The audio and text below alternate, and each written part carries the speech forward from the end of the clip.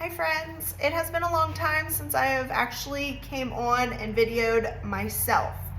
And the reason I'm coming on today is because I have had so many people asking me questions regarding hardware. A lot of those questions are, how do I do it? What products do I use? What do I not recommend? And today I'm going to very quickly explain what I use, how I use it, what I don't use anymore, what I've learned over time, that sort of thing.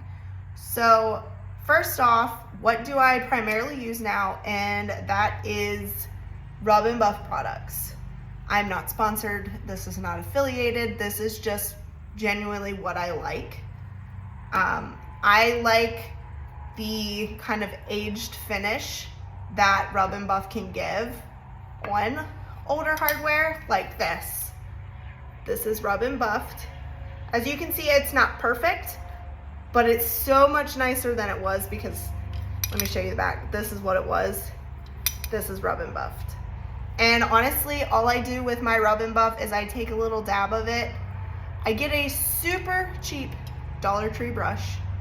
And yes, this looks really rough because you want it rough, but I will dab it on my little mess of a workstation here and just take it and rub it in. That's it. I don't want perfect, but I still need the coverage. And I have found over the years that, like I said, Rub and Buff is the product that gives that to me. Now, the other question I have is, why do I not use spray paint? It's a touchy subject for me because I used to use spray paint. Nothing wrong with it either. I have just kind of transitioned from it only because I have found, not only with my own stuff, but even clients in the past, that it does not hold up. Especially on dressers and stuff that you are touching multiple times a day, almost every single day. Heavy traffic items, it's not ideal for, in my opinion. Other people have different opinions. You can prime, clean, do whatever, but for me, it's just never held up as well as a wax. Because this used to be my go-to. People say you can use it outside and all that. Yes, you can. As long as you're not constantly touching it, it will rub off. Versus the Rub and Buff, it is wax-based. Yes, it can still come off, but it lasts so much longer than spray paint. And that is exactly why I have transitioned. Another thing is cost effective. We all have been there and have seen the cost of spray paint in the stores. It is expensive and it goes very quickly.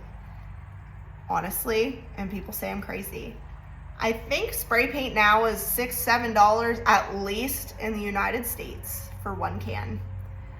Rub and Buff, I get mine at Hobby Lobby. You can get it on Amazon, all of that, but at Hobby Lobby, I get it for, I think, $6.99 or $5.99, somewhere in there.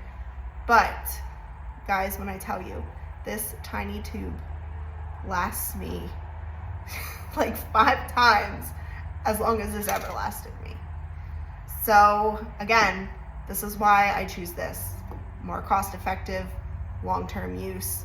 And long-term use for me means happier customers. You don't want a customer buying something and then if you didn't prime or clean it effectively either, it's not gonna work. But you don't wanna have a customer buy a piece off of you and they use a dresser all the time or a nightstand, and then all of a sudden it starts coming off, and then what do? If you say, oh, I use spray paint, 9 times out of 10, they're just gonna think either you're cheap or that you just don't care.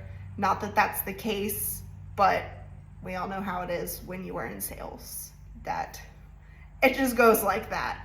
Versus, again, wax. Just sounds better when I say I use a wax-based finish on my hardware. And I will tell them, if you ever need it or you need to match stuff, this is the color I use, yada, yada, yada, and it lasts a very long time. So that is just my simple segment for today. And I wanted to address it because I have so many people asking me about it. And I hope in some way maybe this helped, or if you are a spray paint lover and you haven't used Rub and Buff, maybe try it, see if you like it better. Some people hate this stuff. but people like me, I love it. So you'll have to let me know in the comments if you do flip furniture. Are you a rub and buff person or spray paint? And if not, give it a try and let me know how it is then. I hope you all have a wonderful day, and thank you for joining me.